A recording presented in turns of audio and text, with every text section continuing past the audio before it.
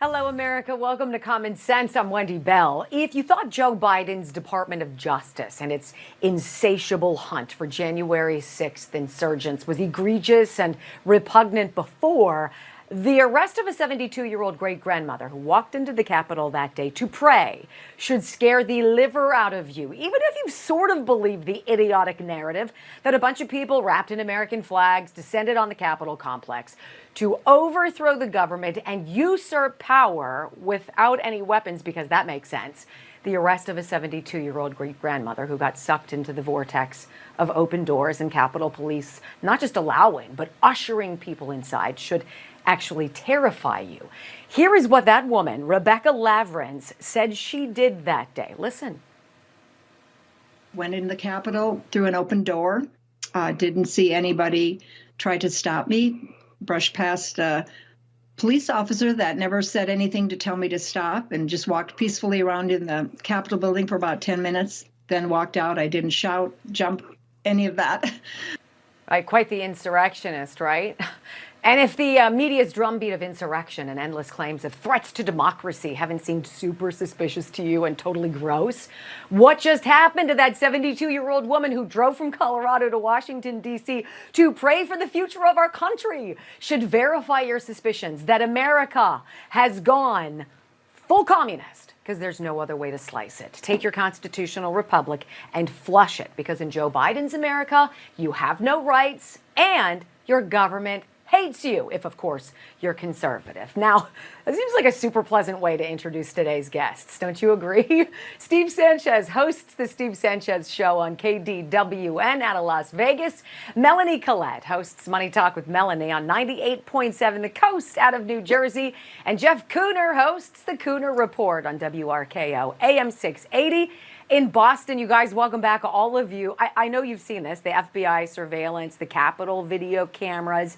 They show Rebecca Lavrens of Colorado Springs, the praying grandma, right?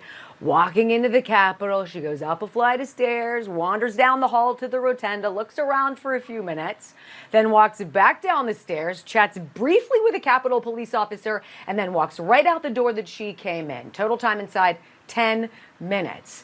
She was just convicted of all 4 criminal charges against her. Faces a year in federal prison, you guys, and hundreds of thousands of dollars in fines. Jeff, why don't I bring you in? Give me your reaction, sir. This is outrageous. What we're watching now, and I'm not mincing my words, I'm choosing them very carefully. We are witnessing the birth of an authoritarian police state under Biden. Mm-hmm. This great-grandmother posed no threat to anybody. She went there to pray. She hurt nobody. She wasn't planning to overthrow the government. She wasn't planning any kind of an insurrection or any kind of violence whatsoever. At absolute worst, it was a trespass.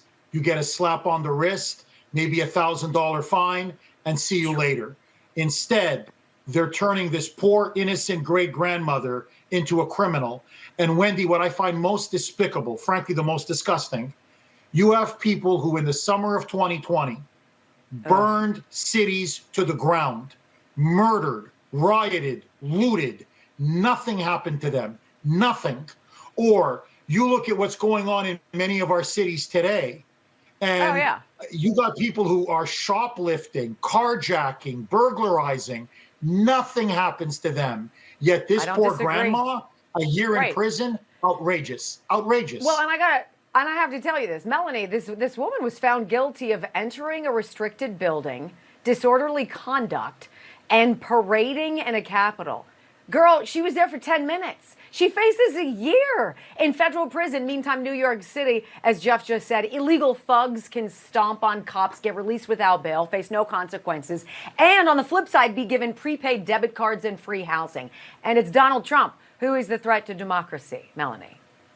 Exactly right. I was literally sick to my stomach when I was reading about this. I'm sick about it now. It makes no sense. And when you say that we are headed toward full-fledged authoritarian government, you are not wrong. That's not hyperbole, as President Biden would say. It's an absolute fact. When you look at, as the other panelists brought out earlier, when you look at how other people are being treated and how his grandmother is being treated and how President Trump is being treated, you cannot say that there there is blind, that justice is blind. You can't say that people are being treated equally and without bias. They absolutely are being treated with bias, and everyone should be concerned. In fact, if I didn't know any better, when you look at our open border, when you look at the segment that we have coming up about the so-called other pandemic that's coming through, and when you look at how this grandmother is being treated, you put all of those things together, we are absolutely headed to an authoritarian government. Right. All of these things